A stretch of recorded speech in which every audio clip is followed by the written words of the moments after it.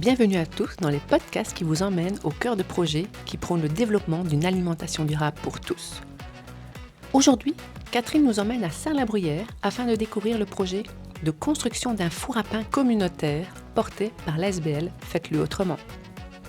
C'est parti! On doit faire quoi là aujourd'hui? Aujourd'hui, on va faire la deuxième couche. Il y a assez de terre? On va voir un peu en avançant maintenant. On va mélanger avec de la paille, donc. Ouais, mais puis ça a écrasé la paille. On a commencé ici à s'occuper de la nature, en fait, de l'environnement, quand on s'est installé ici, juste avant le confinement. Mon nom c'est Joël Splingard, je travaille pour la ASBL qui s'appelle Faites-le autrement. On a des ateliers au théâtre, vidéo, radio. Pendant le confinement, on a développé le jardin en permaculture.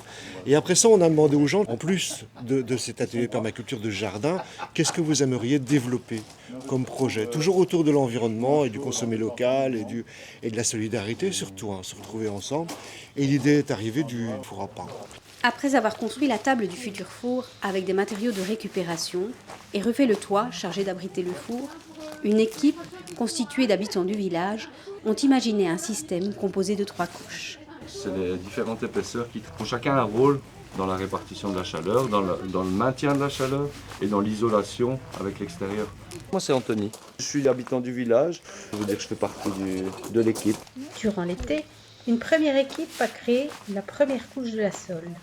On a pris la paille, on a fait un espèce de torche qu'on a trempé dans une barbotine, donc dans une terre très liquide, et puis on a posé ça pour faire une couche d'isolant.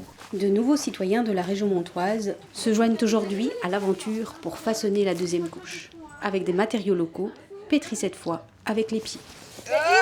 Mon poids, ça ne s'enfonce même pas. Fais avec tes talons. S'agissant d'une première expérience pour tous les participants, ceux-ci s'informent, échangent, testent et ajustent sans cesse leur technique.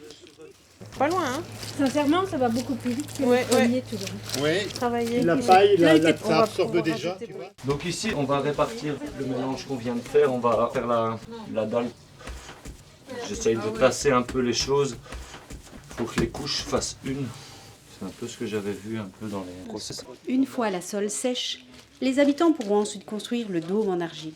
Pour un sable humide, et après on stabilise la forme du dôme avec du papier journal qu'on va humidifier et qu'on laisse sécher, et ça fait un genre de papier mâché, donc ça fait une croûte sur le dôme, ce qui permet après de venir poser la première couche.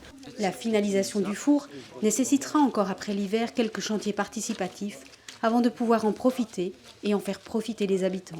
L'idée, c'est une fois par mois d'inviter tous les gens du village et des alentours, de venir avec leurs pâtes et de venir cuire leur pain, mais même leur tarte.